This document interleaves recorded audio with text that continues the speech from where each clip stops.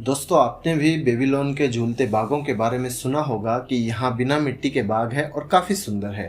वैसे इन बागों को इतना खूबसूरत माना जाता है कि इन्हें दुनिया के 7 अजूबों में शामिल किया गया है।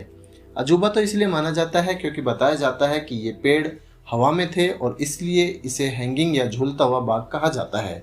ऐसे में सवाल ये है कि जब पेड़ हवा में हैं तो उनकी जड़ें बिना मिट्टी या पानी के कहाँ होंगी? ये पेड़ कैसे जीवित रहेंगे?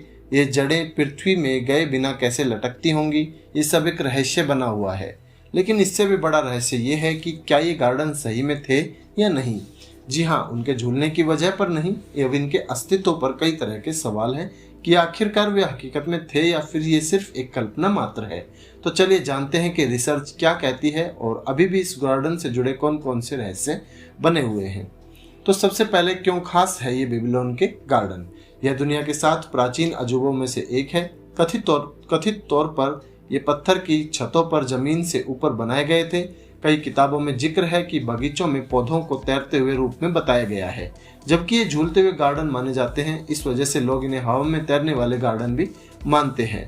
डियोडोसस सिकुलस नाम के एक यूनानी इतिहासकार ने बगीचों को 400 फीट चौड़ा और 400 फीट लंबा बताया है, जिसमें दीवारें 80 फीट ऊंची बताई गई।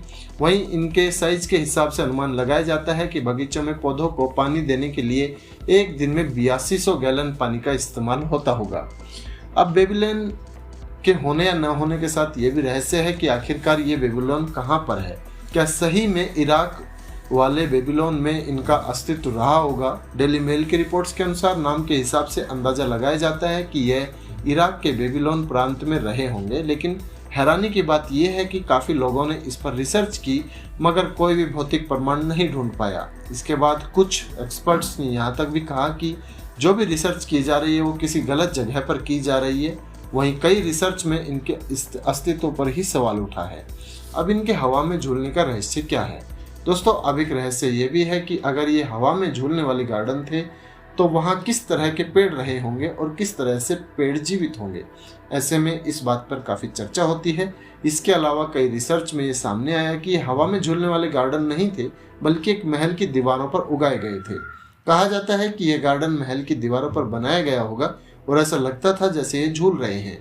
कुछ रिपोर्ट्स में बताया गया कि इस तरह के पौधे लगाए गए होंगे जो करीब 350 साल पुराना हो सकता है। अब ये गार्डन बनवाए किसने? कई रिसर्च में सामने आया कि ये सम्राट नबूकदनेस्सर ने बनवाया था और ये बात करीब 600 ईसा पूर्व की है। इसके नष्ट होने से लेकर कहानियां हैं कि या तो ये युद्ध में नष्ट हो गए या फिर कुछ रिसर्चर्स कहते हैं कि कटाव से गार्डन नष्ट हो गए और कुछ लोगों को लगता है कि ये भूकंप से नष्ट हो गए। अब कुछ सवाल और भी बना हुआ है। दस्तावेज उपलब्ध न होने की वजह से यह स्पष्ट नहीं है कि हैंगिंग गार्डन वास्तविक निर्माण में थे या नहीं, या फिर ये काव्य निर्माण में थे।